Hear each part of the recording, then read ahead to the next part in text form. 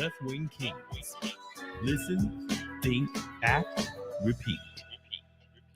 Welcome to the Left-Wing King podcast. Today we're talking about Nikki Haley hanging around for the Republican primaries and the United Auto Workers endorsement of Joe Biden, as well as women getting their flowers in the entertainment industry. I'm your head moderator in charge, your HMIC Malik, and I'm joined today by my queen, Walanda. What up? And King Ace. What up? All right, let's get it cracking, y'all. So, after placing third in the Iowa caucus and second in the two-person New Hampshire primary, Nikki Haley refuses to drop out of the Republican primary race. Many in the grand old party are arguing that Nikki should get out of the race so Trump can concentrate all of his efforts on defeating Joe Biden in the general election. Walanda, should Nikki get out of the way or should she keep hope alive? Well, I'll use a catchphrase that she used. So slow and steady wins the race. So she's going slow, but it's okay. But, you know, she's still doing it. As we know, with Donald Trump and the Republicans, they've lost every major election, right? Yeah. When it comes to Trump actually endorsing. So they lost when in 2018, they lost in 2020, they lost in 2022. So what is that telling you on long-term games? So I think she's playing for the long haul of, again, going against Biden and winning the presidency. So you got this small amount of people that, Trump. But I think long term, we all know that most people do not want a Trump and Biden race. So what's the alternative? She's beat out every other candidate. So she's the only one left on here. And honestly, I think she has a still fighting chance. I mean, I know she's lost some, but she did get 50% in New Hampshire. So you got to think she's still beating out, she's close. She's close there. So I think she can pull it out.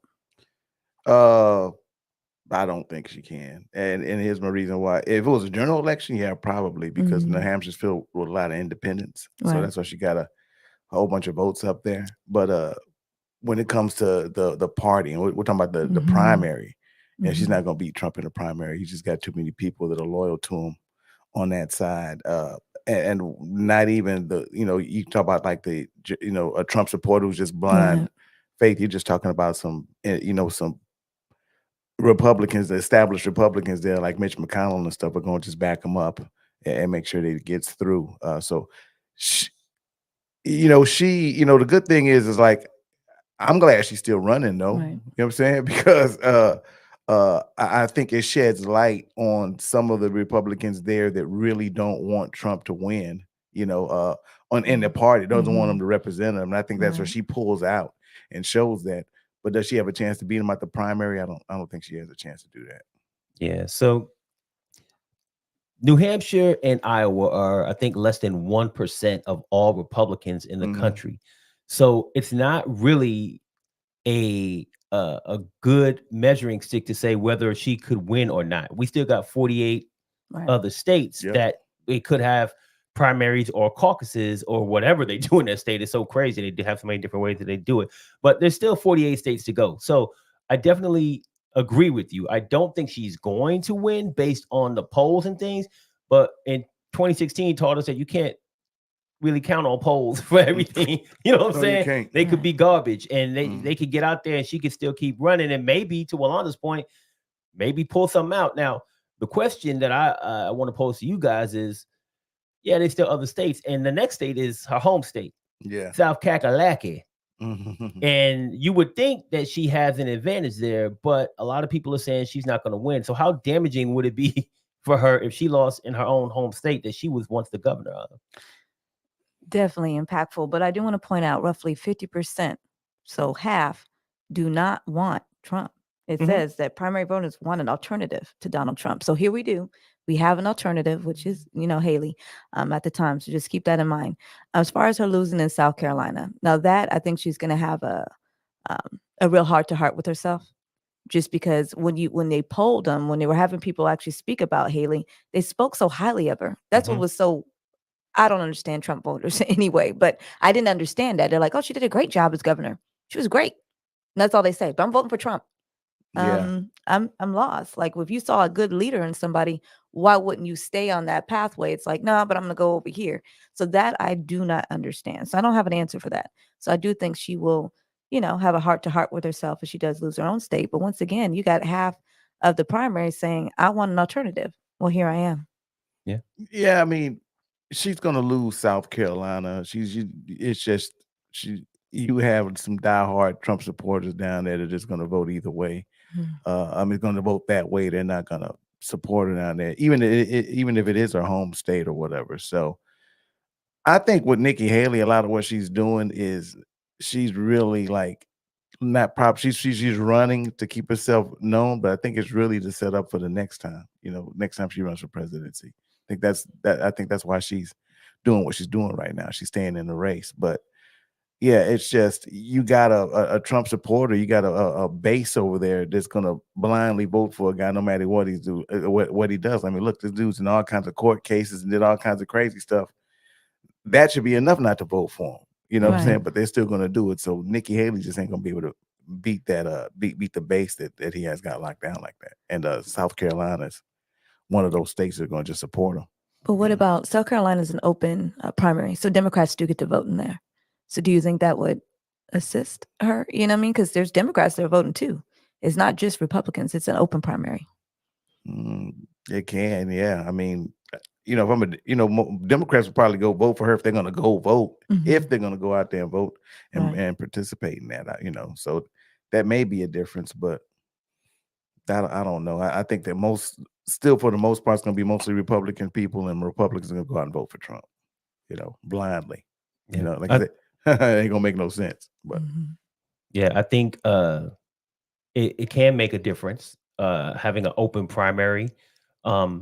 It does open the door also for Trump to be kind of saying that it's a conspiracy again or something against him or this state is stupid. He was talking crap about New Hampshire because they thought it was going to be, closer than that or Haley might win. So what do you think he's going to do when it comes to South Carolina? Right. He going to talk shit, of course.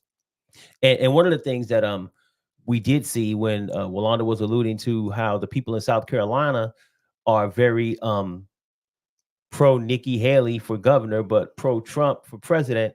I think that at least one of the individuals who was trying to explain their stance was that, well, Nikki Haley did great as a governor. She was a great governor, but Trump did a great job as the president.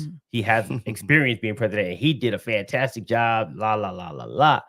Right. So that's why they said they were going to vote for Trump. Like, I mean, I'm pretty sure Trump supporters out there can say all kind of things positive about what he's done. But I don't see it. I don't feel it in my own day-to-day life. So that's just me. Yeah, I mean, I don't get it. I mean, COVID, just say that. Like he just completely lied about COVID. You know what I'm saying? Like and the country went, went to shit because of that. You know what I'm saying? Right. So I don't really get like how it is. I mean, but we can go back and forth on why Trump's who Trump is. Reality, we're talking about, and we're trying to be on Nikki Haley and talk about her. It's just, that's what she's battling. She's battling people that are looking at this thing and they're not looking at it. They're looking at it through Trump colored glasses. You know what I'm saying? Like, you know what I'm saying? So how's she gonna overcome that? I mean, he doesn't really even stand on policy a lot of times when he's doing that. At least Nikki Haley, through the primaries, got some policy and got some plan. I mean, I remember looking at her earlier in the primaries. It was like, out of everybody on the stage, she sounds like the only one making sense. You know what I'm saying? Exactly. Nobody else made sense. Now, she's had some stumbles with reactions to these questions she's had at the end, and I still don't really understand it's not a racist country, but you can't run with your real name. You know what I'm saying? So I don't understand what that's all about. But like what can she do to beat Trump? There's nothing out there. There's no path for that. You know what I'm saying? Like, and as as intelligent she is, and like I said, if if we go back to just how politics used to be, she would be a good candidate. But she's got to go against these people who are going to just blindly vote for a guy and just come up with reasons why they like him that nobody else sees and all that kind of stuff. So I would think uphill battle. Right. I would think as if you were a Republican, you were thinking long term, you want to look at the candidate that's going to be able to build up GOP. Right. Again, you have this losing record. You have a consistently losing record with the man that you may want to nominate. I don't understand that. You want to make sure that you have somebody in place that other people are going to vote for long term. and Trump is not it. Like you said, you got the no Bidens, but you got the no Trumpsters too. A lot of them are never going to get on board with that, and she is an alternative to that. So I guess I just don't understand the long-term game that they're playing. Yeah. Short-term don't win. Long and steady. Go Haley. That's right. Now, I mean, what I don't understand is why y'all don't click that like button. You need to be clicking that like button so that, we can go ahead and let people know how great these conversations are. And also, if you want to catch up on conversations with us on a regular basis, make sure that you subscribe to Left-Wing Kingz. So we're talking about like the Trump aspect of this. So, and people just voting blindly, but there's got to be a reason. Why? To your point, like 2018, Trump lost the House. 2020, he lost the Senate. 2020, he lost the election. In 2022, Democrats actually gained. It was a tie, but now they gained an extra seat in the Senate because they lost a seat, and they trying to get this other one that what's his name about to lose? What's his name from New York just lost? Yeah, a guy that they I can't remember his name, but the guy who told all the lies and lied about his background and everything. What's his name? Santos. Santos. Santos. Santos. Yeah. So all of that under Trump, right? All of these things happen. So why are Republicans still supporting him? That's a good question. I mean, you would think established like a Mitch McConnell, some of these established Republicans have been there would, even Lindsey Graham, these guys have been there forever, would be like, look, we keep losing. Let's do something different, right? Right. But they're so influenced by the base, and that the base goes crazy for Trump that they don't even do anything about it. They're not even changing anything up. You think, they want a breath of fresh air there and try to get somebody in there that's going to at least challenge us, when it comes to it. But they're afraid of, that base or that part of the MAGA Republicans that just took over everything and don't change anything up at all and keep losing. I don't get it, because that's cool. And a lot of people and I always tell people this, they're going to vote for Trump. And then we had hardcore Democrat people going to vote Democrats. But in the middle, those independents play the game. Right. And independents we're not, because I'm an independent. So we're not liking what's going on with Trump. You know what I'm saying? Like it's a goddamn dumpster fire. You know what I'm saying? Right. You know what I'm saying? So why aren't the Republicans, these established ones, coming up with like a different way, which a Nikki Haley would actually be a better way?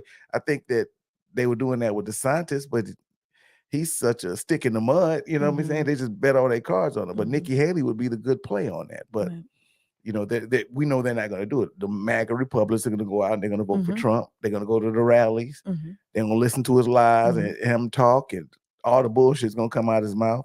They're going to go to the polls in November, and they're going to vote for Trump. And that's just what it is.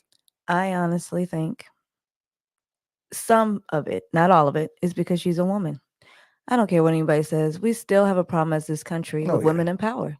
We had a great, I can say what you want again about Hillary. We're not going to go down that rabbit hole, but we have women who are have these impeccable records. They are influencers. They can articulate their words. They can tell you what they're going to do as policy. They are problem solvers. And for some reason, people still will not get on board and vote for them.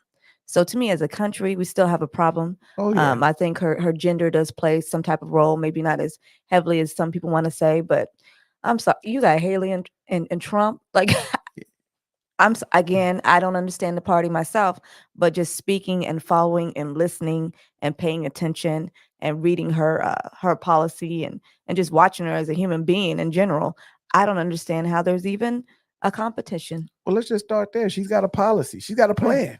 Yes. You might not agree with it, but at least she got a plan. Where's Trump's Right. plan? Have you read Trump's plan?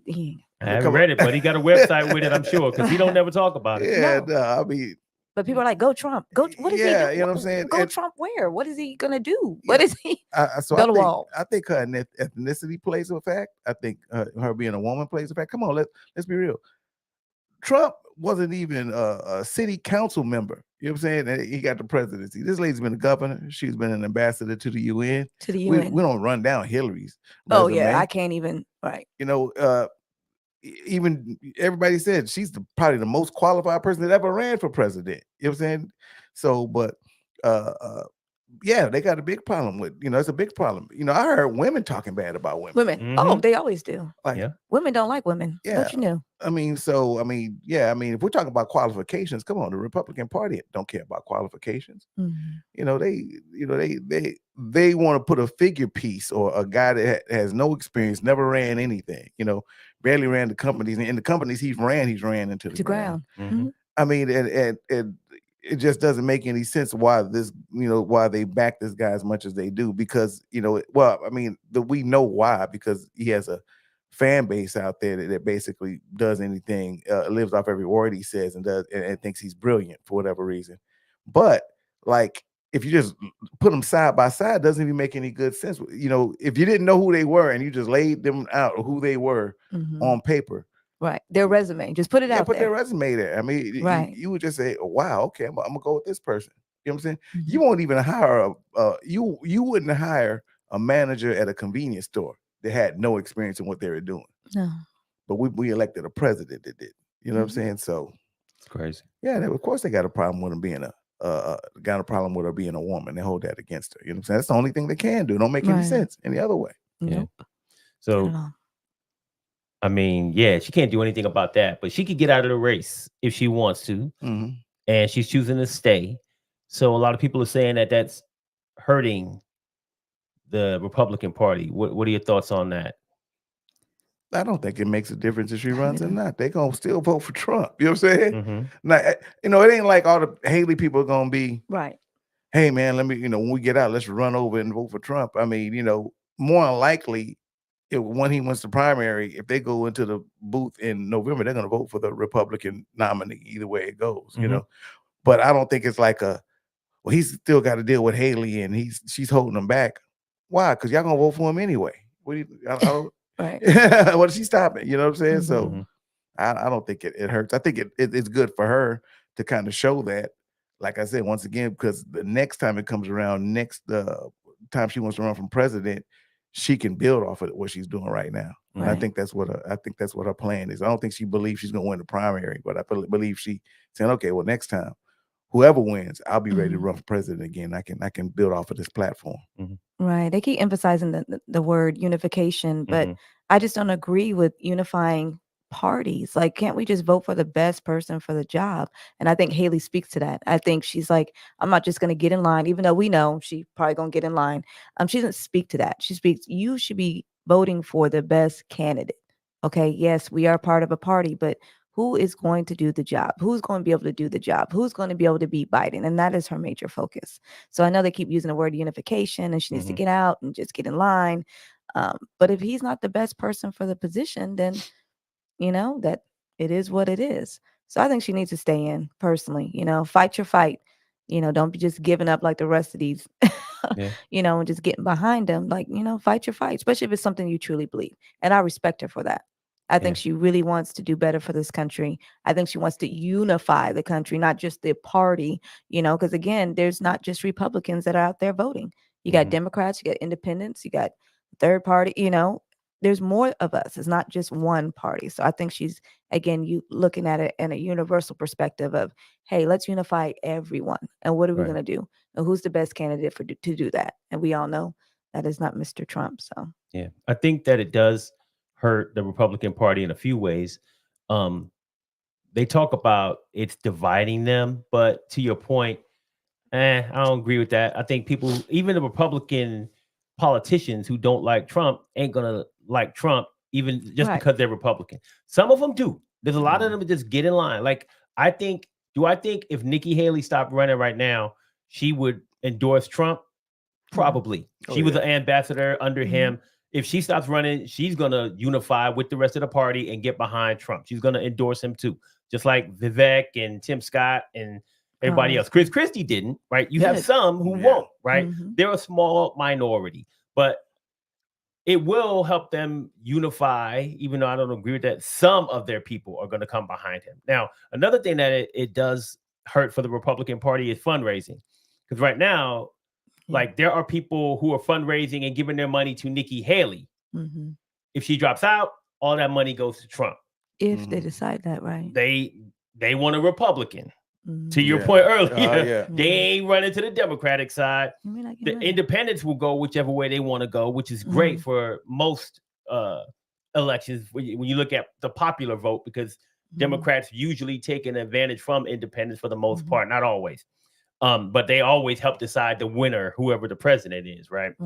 But fundraising comes into play, and a lot of those companies who are Republicans who are giving money to Haley will give money to Trump. Maybe not all of them, to your point, but it helps his fundraising. So it helps the party with that. And lastly, it lets Trump stop spending all of his money that they're the fundraising on ads against Nikki Haley and start spending them against Biden for the general election. So if she drops out, yeah, it's going to help them in some ways, because whoever wins, whether it's Haley or him, now gets all the funds, now can concentrate on Biden. So whoever wins, by having a two-person race, it's hurtful to the other one. Right. So I think that comes into play. Yeah. Something came to my mind when you were talking about Nikki Haley's going to fall in line. I mean, if you remember in the first debate, and they asked her if he was get convicted, you know what I'm saying, would you still back him? She said yes. And she raised her hand. I mean, so though, but you know, and then look how long it took her to even come out against him. I mean, that's just she also crazy. said if he gets convicted, she would pardon him. She'd pardon him. It's not good for the country. So yeah, she gonna back him. Yeah, and I mean, she just started really this whole time. Nobody said nothing about Trump.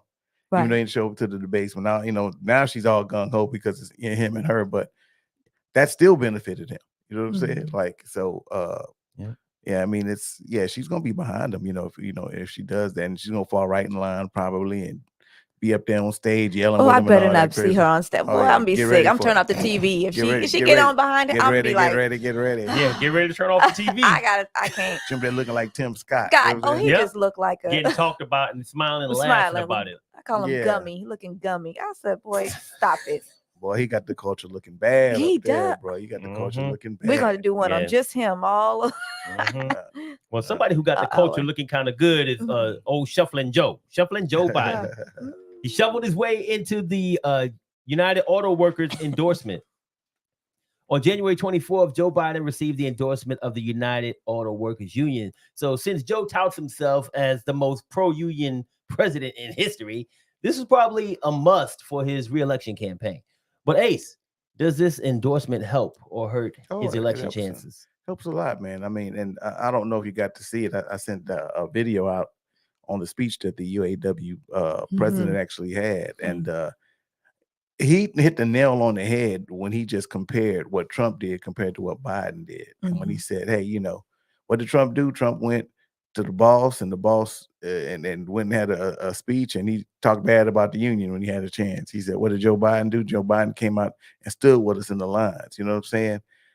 I've always been confused on the working class Trump supporter. Just never understood that. Like, how many working class people really backed him when that dude has done nothing for you and ain't gonna do anything for you. He don't even walk that life, man. And I always told him, I said, you gotta understand, Trump is the boss. He represents management. He represents big business, corporations. He doesn't do the working class. So when a lot of these working class people are just really backing Trump, I'm like, what for? You know what I'm saying? He's not your guy. You know what I'm saying? If Joe Biden is anything, he's a small man, working class. He's a working class guy candidate. You know what I'm saying? I mean, that's just right off the back. You know what I'm saying? So yeah, supporting the unions, backing them and supporting them, that's big. That's real big. You know what I'm saying? But I think he's done the things, and he's done other things. He did a good thing by going out there, but he's also passed some policies that help out the working class, basically. So, I mean, that's awesome that they backed him up, and that speech got me fired up, right? The whole deal. So, yeah. When you said that, he said, in his Spain, I think is his name, right? UAW. So he goes, Trump would not be a UAW member. He'd be a company man trying to squeeze the American worker. Yeah, that's what he represents. So I thought it was really interesting too, because he speaks for the people, but sometimes the people, I don't know if they're hearing him. Well, what I also found interesting, Detroit-based union has more than 400,000 active members. So you think about that amount. Those are total members that are active. And then they have 580,000 retired members, many of which reside in that state. So that's almost 1 million people. So if you are getting and unifying 1 million people to go ahead and vote for Biden, that's a lot. You know what I mean? So I think they strengths in numbers, as they always say, and Fain is very, very influential. And we're saying that the presidents that win typically have backing of our union members. Mm-hmm. And last in 2016, a lot of union members backed Trump. And so now I want to see what their reaction is today. You know what I mean? So they thought 2016, Trump's gonna be our man. He's gonna be that blue collar worker. He's gonna defend us, and that didn't happen. So I'm really, really intrigued on how it'll impact him running, or if he gets the nomination running this year. Yeah, most Republicans, I mean, they talk it, but they're not really union friendly. They usually land on the side of big business. I mean, if you think about Bush and what Bush was doing with moving a lot of those jobs and closing down plants and stuff like that.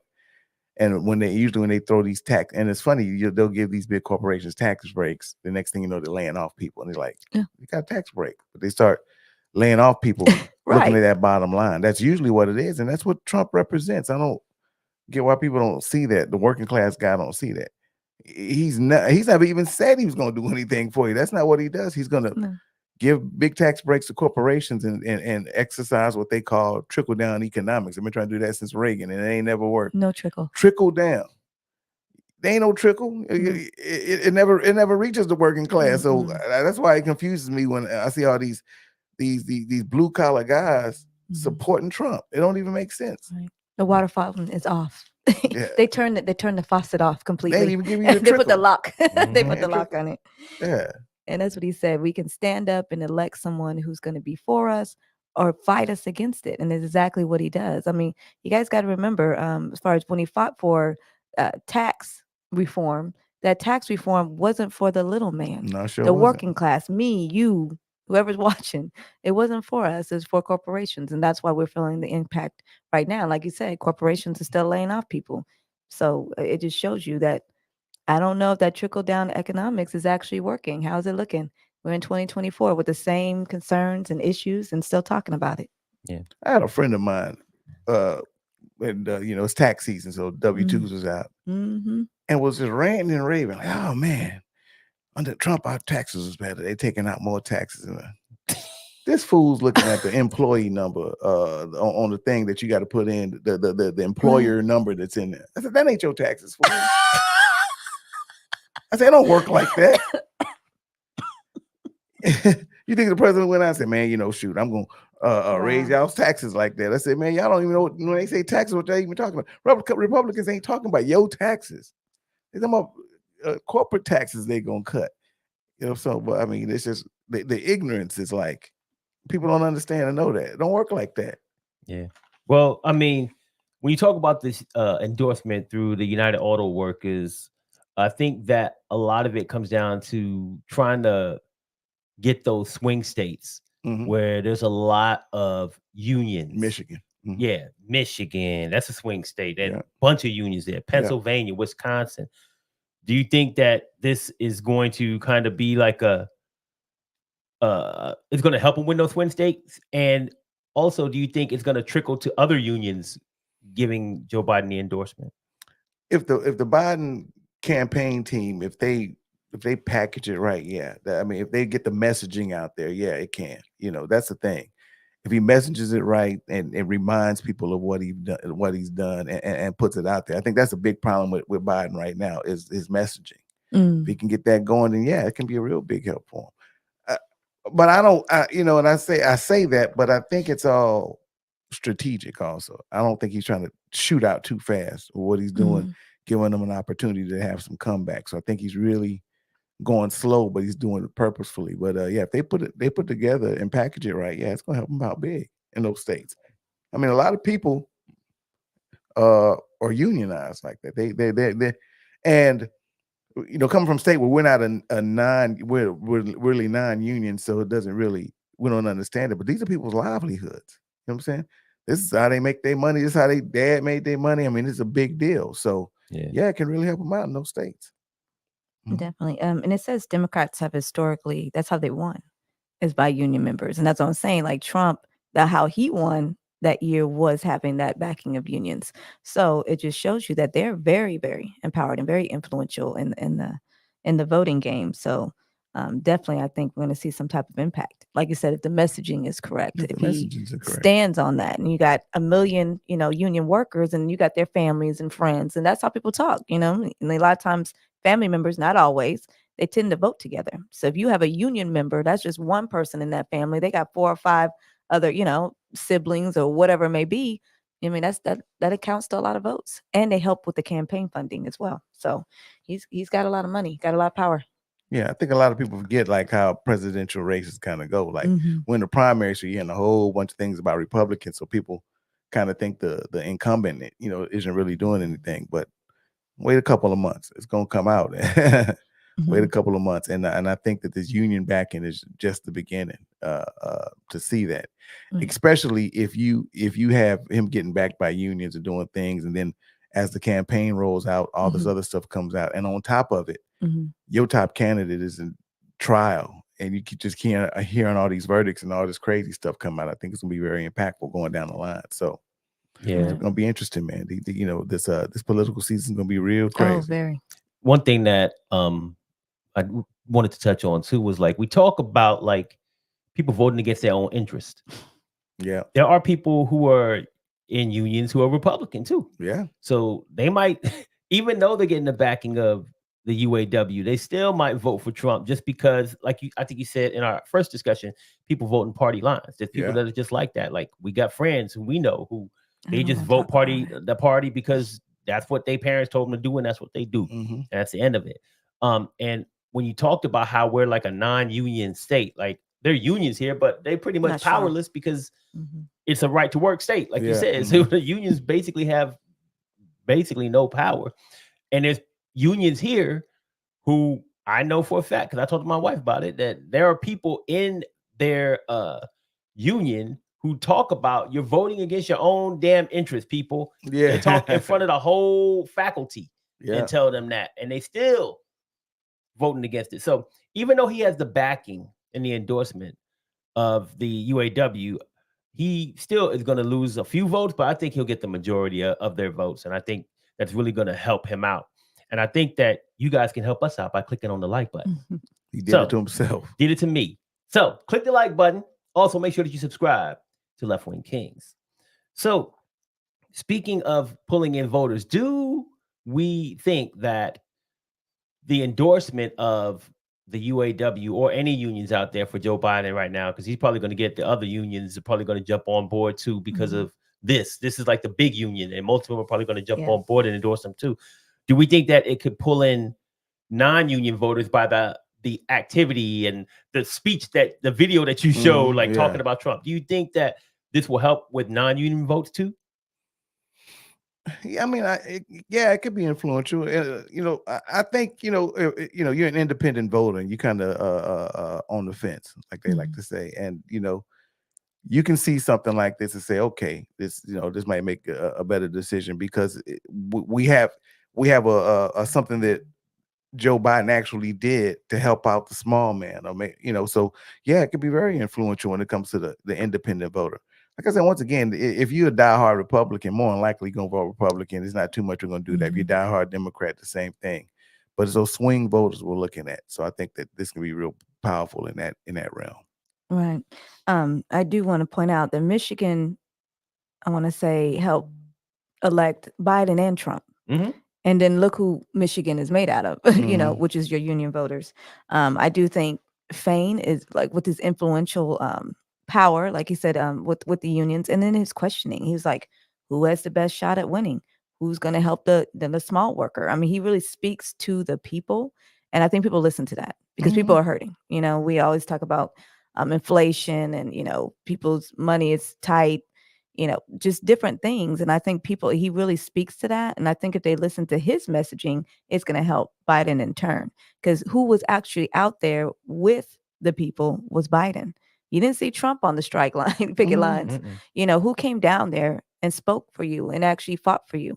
So I do think people are going to remember that. I think they just need to focus on that message and just keep pushing it and reiterating it, because we forget very quickly as far as who was there and who was present and who was not. So I think if he pushes that information out there, I think he has a good shot. And again, Michigan's very powerful, and they know that because Trump won last time with Michigan's assistance in 2016. And I'm not sure if he's going to get that this year. Well, when you talk about pushing that message out there, I think because we're in Texas, we don't really see the power of unions, and they will push that message for him. Like people who are in unions, like they go to meetings. They like back their union. They do things because their union tells them. They go to events. They fundraise. I think that it's really going to help him through the mobilization that the unions can do. Like they will get out there and they'll go do grassroots, like campaigning, knocking on doors, going standing in front of the supermarket, talking about Biden, this vote Biden. They will be out there in numbers because their union says to do it, and they do what their union says. Like I said, we don't see that here in Texas. I mean, these fools really live and die with their union, so it's big for them. Yeah. And going back, Orlando, to what you said, like Joe Biden stopped what he was doing and went down there. I mean, and when you talk about Fain, and even when he's talking, I mean, you talk about plain talk. I mean, that's what they're reaching people who they're reaching people right in the gut in their homes. They're coming straight at them, and that's what the union power can do for you. And it just builds toward even what Joe Biden kind of tries to make himself look like as a president. Like, hey, I'm for the small man. I'm working class. You know what I'm saying? So, that can even be impactful if you're kind of a working class guy, and you may be even you might be a Republican or whatever the case may be, and the way they're talking and the way they're coming at it may even influence you there. A lot of people talk about, it's easy for these candidates to get up there and talk about big picture politics. Hey, the economy, immigration, those are broad, and you can talk about that, and any president or any candidate can say, because it's all subjective. Oh, well, the economy's messed up. One side will say it's messed up, the other one will say it's great. You know what I'm saying? So they can do that. But when you got these people, and when I mean these people, union people, working class people, and you're shooting directly in their direction and what they're doing, we got to strike. You came out and held it down for us. That's big. That's real big. I mean, that's something they can see, and he can build off of that. So if they can message that right, you may even get a couple of people to, hey, you know what, I do vote Republican, but man, this guy was out here with us. You know what I'm saying? He was, he showed up. He stopped what he was doing. The president came down here. He did that. Right. And this guy over here actually stopped what he was doing, but he went over here with the boss and said this and that. Right. So, to what you said, it's big. These unions are big. You know what I'm saying? And I think it's because you can actually reach out and touch it. You know what I'm saying? And so I think that's going to be that's going to help them out a lot. So could that going out there on the picket lines with the union, could that hurt Biden in a way? And I'm coming at it from this perspective. Yeah, that helped with the unions, but what about the guys with the deep pockets, the auto workers, like the auto companies? I'm sorry, the executives, like Chrysler, Chrysler, Ford, GM. They ain't happy with this dude. Now I understand, and your point is very valid from a voting perspective, and that's what really matters in the end. Who gonna vote for you? And the union was on the side of whoever won Michigan, right? But money goes a far way when it comes to campaigns and what you can spend and what you can say and how you can advertise. So if these companies say, and they don't want to pay these union workers more money, they don't want to give them more benefits. That's what they fight all day. Even though they got record profits. So could they be supporting Trump now? Trump might be embracing all that stuff. Yep, I'm the middleman. I'm the manager. I'm that dude. Ford, give me your money. You know what I'm saying? Well, that's definitely true. I mean, but it's funny because Joe Biden was part of the Obama administration who actually bailed out the auto workers. I mean, the auto companies. That's the whole irony of what they're doing is that the auto workers, the auto companies got bailed out by the government, made all these profits. They don't want to pay nobody. That's why they're in the trouble they are. So, yeah, more than likely, they're probably like that when it comes to fundraising. They don't want to do anything, but they should. You know what I'm saying? They kind of owe them. You know what I'm saying? So, but like you said, Trump's gonna talk, he's gonna talk towards management and corporations, and they want tax breaks. So more than likely they're gonna endorse him if it comes to that. You know what I mean? So, in the real world. Right. I think of the law of large numbers though. So you got yes, your companies. So that's like 1% of the world. Once again, you got your 99%. So even if your 99% didn't have a lot of money, they giving $5, $10.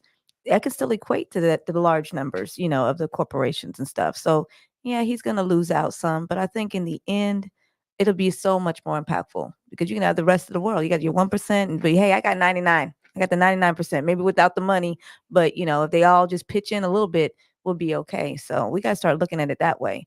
And so do these presidents. So hopefully we'll see what happens. But I think Biden's going to be okay regardless. Trump can have the big corporation. He always has. That's who he represents. That's who he is. So it's probably a loss that he already was going to take anyway. Yeah. And besides, the union and the executives and the company, like you said, they want tax breaks. They want all of that. So the big business is going to be going for Trump all day. But they also get the religion side. And I just want to say Downtown Hollis Brown is on YouTube. He says, my family's from Middletown, Ohio. They support Trump because they think God chose him. Look, yeah. See, this is why people don't believe in religion right here. Because if you think Trump, thank you for your comment, sir. If you believe that Trump is all godly and that's what he sent, That ain't my. I can't even articulate what I want to say because it's not appropriate. But I'm just saying, that means to me you have never read the Bible. You have not read scripture, or you're not interpreting it correctly. Okay, because if that's who you believe truly was God sent, God bless you. Yeah. And that's it. That's in Southern of saying you. That ain't it. God bless you. Evangelicals love them. God bless you. The evangelicals, the God bless you. Christian nationals. They push that agenda, and they're pushing that agenda through church. You know what I'm saying? That is and they're doing that, and they're basing it. They're making it faith based. You know what I'm saying? Like they're putting that campaign. They did the same thing with George Bush. You know what I'm saying? They're making it a faith based thing. But is that truly what they believe? That's what I'm concerned about. Is that really? Because it's one thing of saying something, but you're like, I just need to say what I need to say. Versus, is that a true belief of them? That's what scares me. Do you really believe what you're saying? But think about it like this. I mean, black churches, a lot of when they go through religion, they do that because you can base that on blind faith. Oh yeah, manipulation. And that's why I've never been a fan of blind faith. You know what I'm saying? But that's what it's based on. Because God sent Trump to us. Like what? You know what I'm saying? What? This dude, the rapist. Can you take him back? Take him back. Misogynist. Pedophile. I can go words and words. We can go. The man's been married 3 times, y'all. I thought in church you're supposed to be married to 1 time. It can't get divorced. And there are so many things this man has done. I'm just saying, but that's what they say in the Bible. I mean, I'm just saying if we're going biblical. He ain't godly though. We know God didn't make Trump and send him to us. We know that didn't happen at all. You know what I'm saying? As another topic, I can't. I'm done. Okay. Yeah, no, but that sure is another topic. I mean, church and Trump, and church and Trump. How do they go together? Well, I don't know. Grab him by the P word. Okay, but that sounds real godly. That's just locker room talk. That's right. That's locker room. I'm sorry. Boys say that all the time. Jesus ain't in the locker room. So I'll tell you who does need Jesus. Women in the entertainment industry. They need Jesus. Come on now. They've been fighting for their voices to be heard for decades. Women in the entertainment industry have made great strides in recent years, but many say that there's still more that needs to be done. So, Wanda, are women finally getting their fair shake in the entertainment industry? We're moving in the right direction, but it's very slow and steady. Let's just put it that way. I'll give you some stats. So in 2022, women comprised 26% of directors, writers, producers, executive producers, editors, and then your cinematologists or cinematographers. So out of that, 8% were cinematographers, 22% were directors, 23% were writers, 27% producers, 29% were executive producers, and 30% of editors. Do understand women make up most of this country. So the percentages are fairly low. When it came to directors, for every 6.3 males, there's 1 female. So basically they're beating us out over 6 times in those positions. as far as like in women in Oscar winning, I thought there was more, but it says in total there's only 10 Black women that have won Oscars. 10. I said, I wouldn't reread. I kept looking it up. I was like, no, there's more than that. Where they at? Now we've been nominated, but as far as winnings, there's only 10. And Emmys, there's 35. And I said, it's 2024. And the Emmy, the Academy, has been in business since for the past 74 years. So 74 years, you only had 35 Black women that have won an Emmy. I mean, wow. Well, the Academy's less. Academy. That's 10.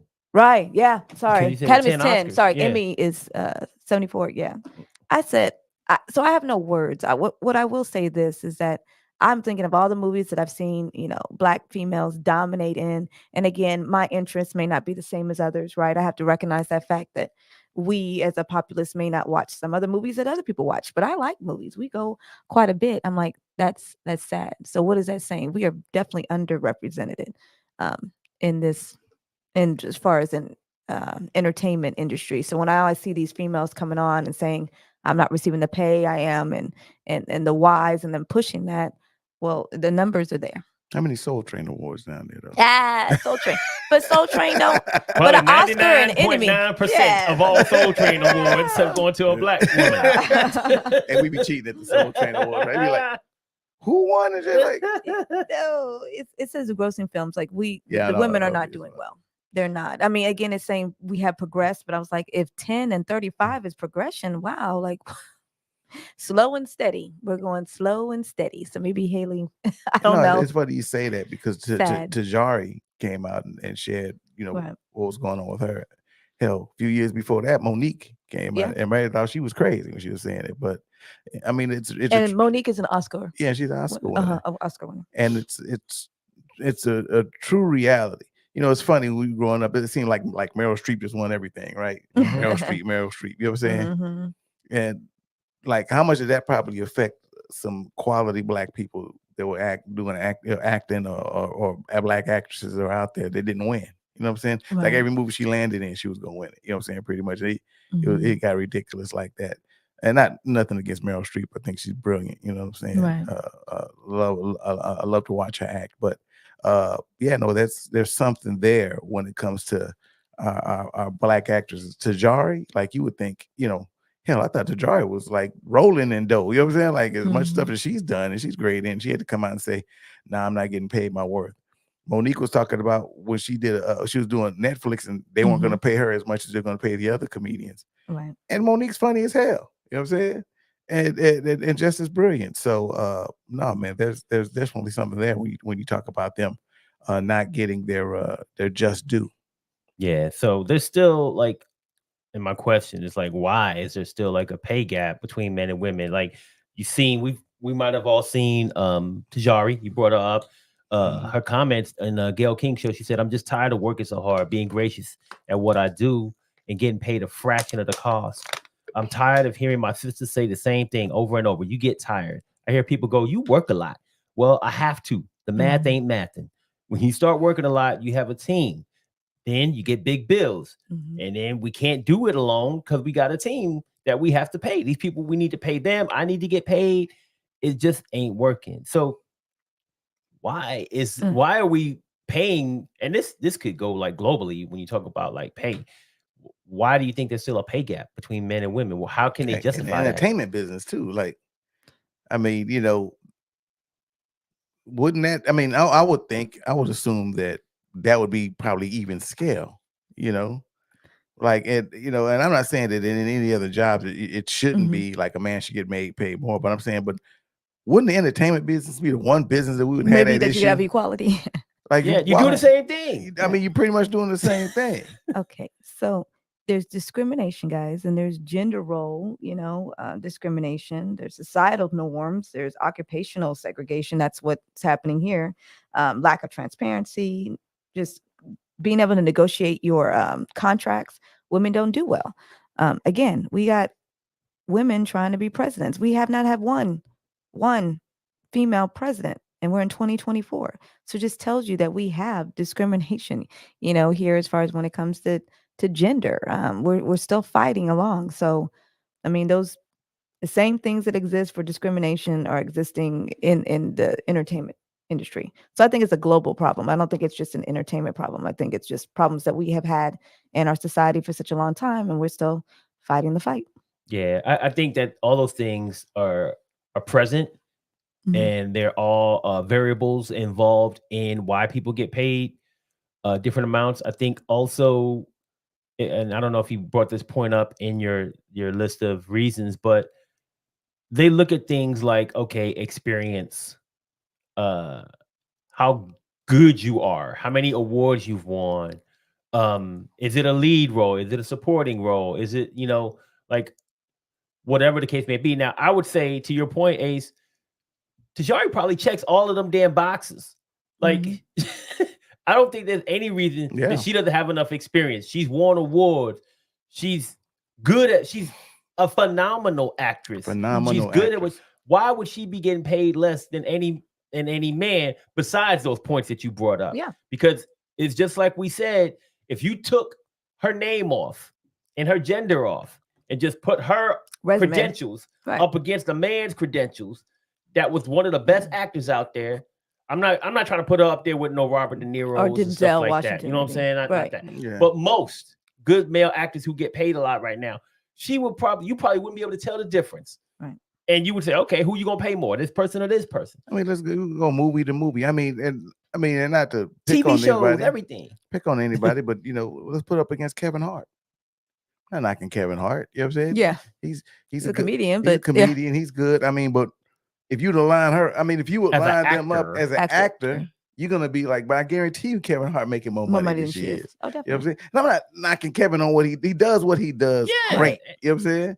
But we're not saying he shouldn't get that money. We're saying Tajari should be getting as much, if not more. Exactly. And because I've seen her range in acting. She's done comedy movies. She's done drama. She's been on TV. She's been in film. She's in a musical right now, Color Purple, and singing. You know what I'm saying? Like, she's done a lot of stuff. You know what I'm saying? So she checks a lot of boxes. So how's she having money problems? Right. You know what I'm saying? What I did notice too on the Oscar awards, I went and looked and saw what they won the Oscar for, and I found it very intriguing that most of them that got the Oscar, they were in movies that were like Black dominating. So The Help, right? She won. Octavia Spencer, Jennifer Hudson won in Dreamgirls. What is it? Beale Street. I don't know if you've heard that one, the Beale Street movie. Could Talk. Regina King. Yeah. So I was like, is it Monique?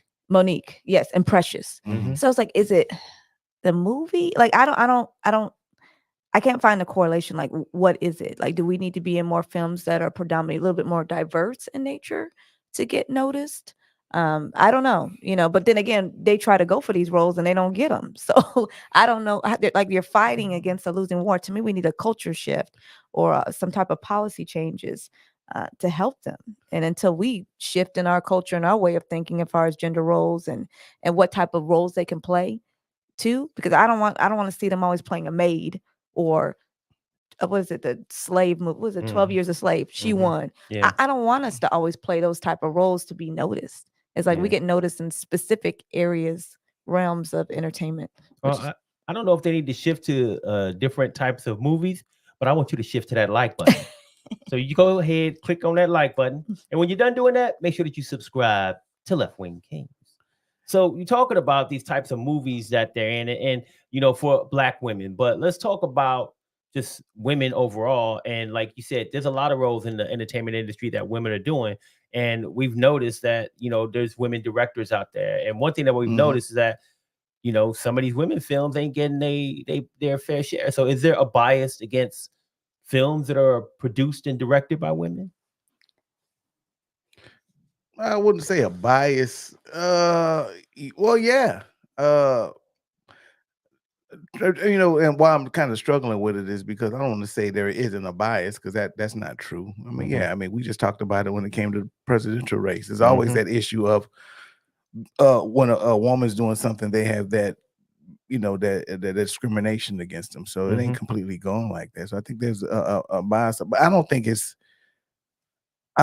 that's the big reason on why women probably right now are not getting their fair share. I think that's part of it, but I just think that it's not the complete thing that's happening to why they're not getting everything that they need. I just don't think it's like a whole bunch of people out there just hating on them because they're women. You know what I'm saying? I Right, just I would think, hope not.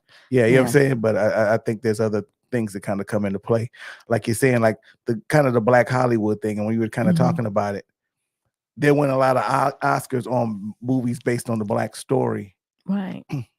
But I think we also fought to get that Black story Mhm. told. You know what I'm Right. saying? So it's kind of a double-edged sword. You know what I'm Mhm. saying? So, but I think it falls into the point in the fact that like they should be able to play more diverse roles to be able to compete for those Oscars. Every year when you see the Oscars, it's some movie that I ain't never seen full of a whole bunch of white people, and I'd be like, "What the hell was this movie? I ain't even see it or heard anything about it. And it's winning all these Oscars." You know what I'm saying? Right. And then I go look at it. And a lot of times it is a good movie. I can see what Mhm. they're saying, but are the Black actresses getting the same shot at those roles so they can win those kind of awards? And it's usually kind of, you can kind of know some of the people, some of the actresses in there that are going to win, that are Mhm. kind of perennials. They're going to compete every year because they get those kind of roles. Right. Are Black actresses getting that same shot? You know what I'm Exactly. saying? Question. But then I don't want to take away from Black Hollywood either, like Right. because we want them to get better roles now.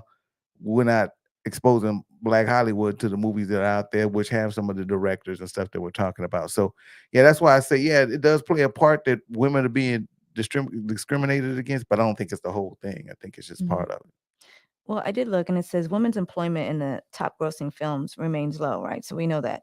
And it says not a lack of interest, but there's sexist hiring practices, and all 6 major studios engage in settlement talks with EEOC. So there Mhm. is something going on because Mhm. there's a lot of all major. They said every single one of them has been in settlement suits. So something's happening, with their practices, and I think they're trying to reform that. But again, I guess it takes time, because that's what they've been doing, for years and years and years that Yeah. they've been in practice. So There's also been like a conversation around the Barbie movie, Mm-hmm. and how it didn't get its just due, right? So Mhm. is there like they're saying there could be some bias against that film, but it's directed by a woman. Right.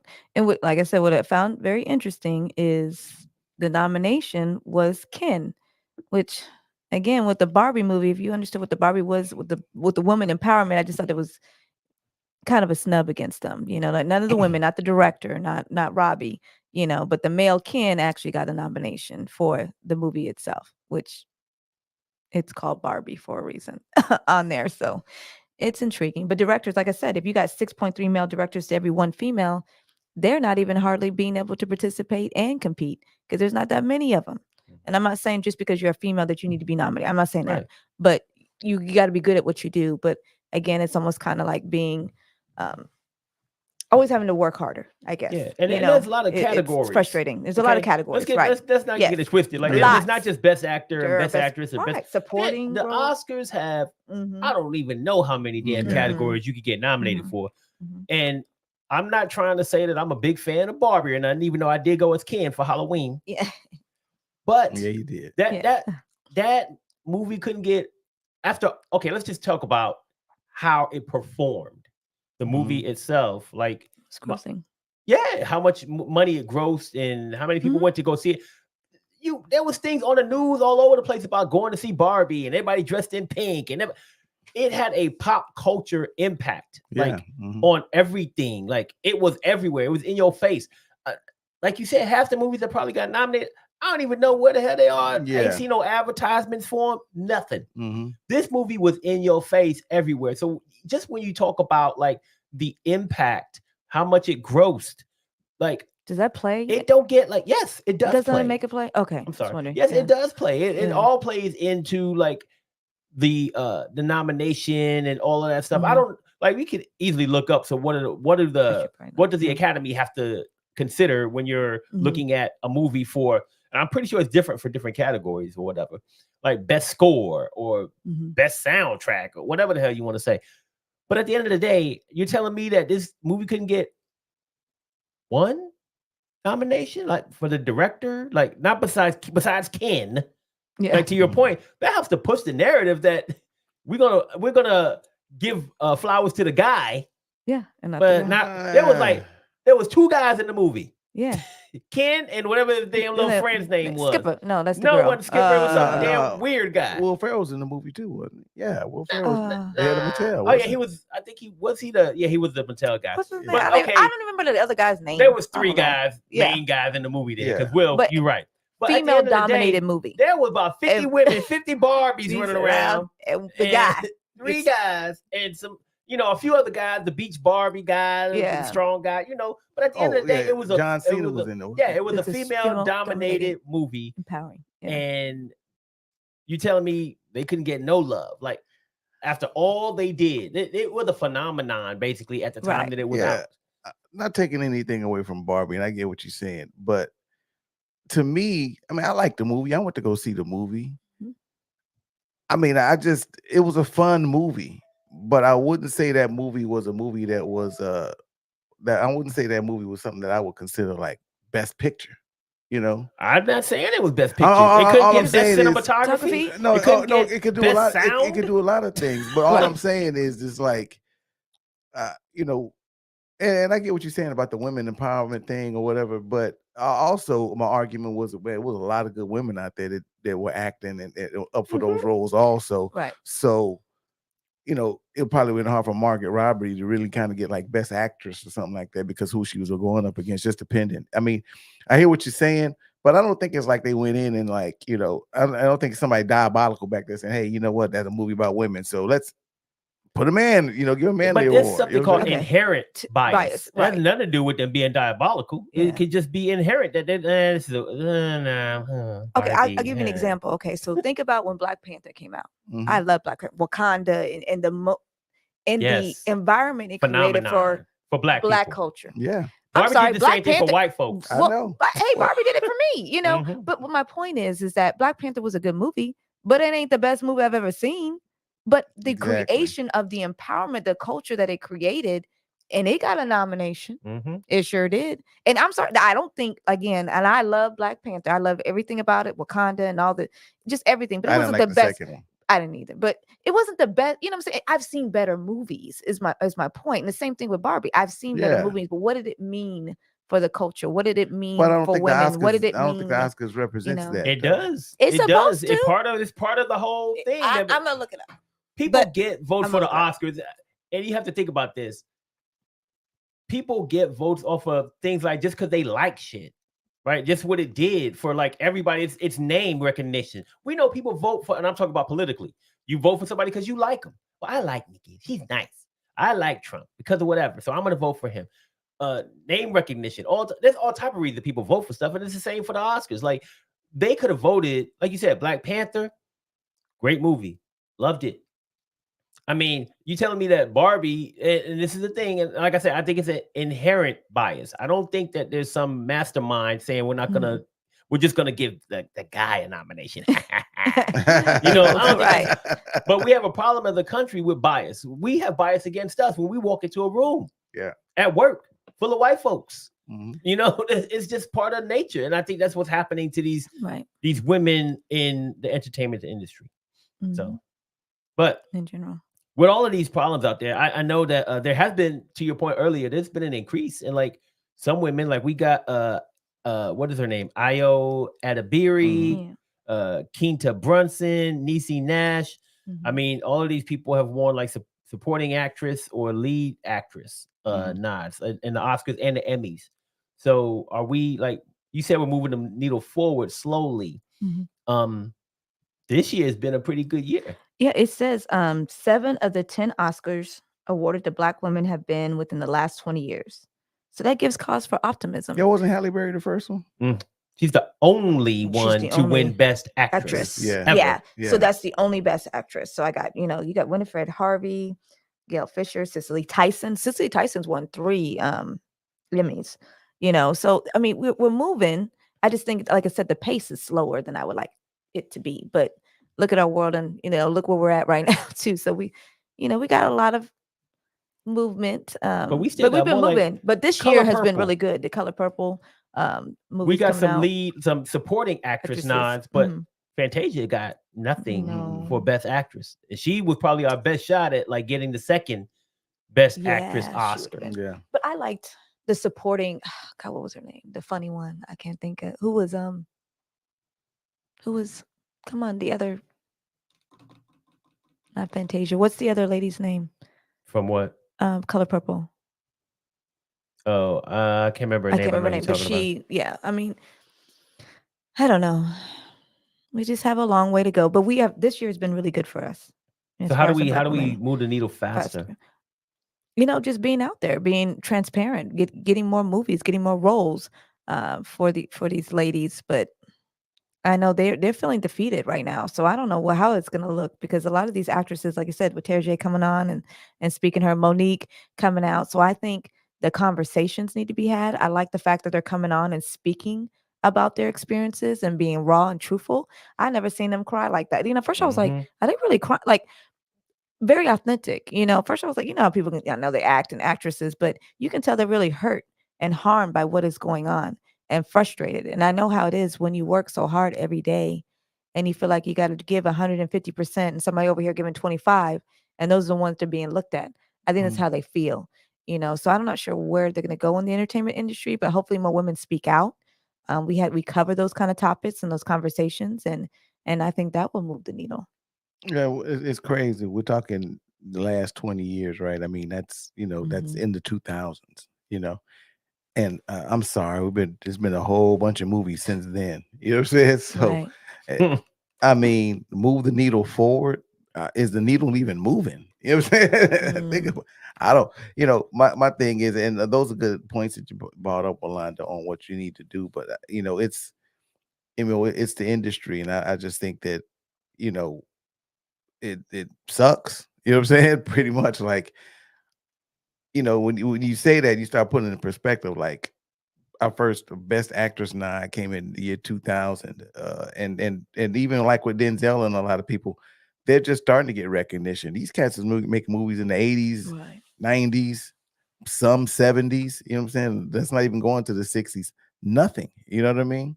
So, to get that needle moving, it has to be a change in the industry, and that's what, and that's some things that are happening, but the industry's got to change for that to happen, for it to move, and for it to kind of get the playing field even, I guess, if it's ever going to be that. You know what I'm saying? Right. So it just sucks. Yeah, it definitely sucks, man. And we wish the best for women, regardless of their endeavor, their career, the industry that they're in. We wish the best for them. And I'm also going to wish the best for Nikki Haley. Hope you keep keeping the race and keep mucking up the waters and making things crazy for Trump. And going to keep praying for Joe Biden and more endorsements to come his way. And I'm also want to thank everybody for watching this episode, Left-Wing Kingz. Thank you to my esteemed panel who always get down with me and help me through all of these crazy conversations. And we will see you guys again very soon.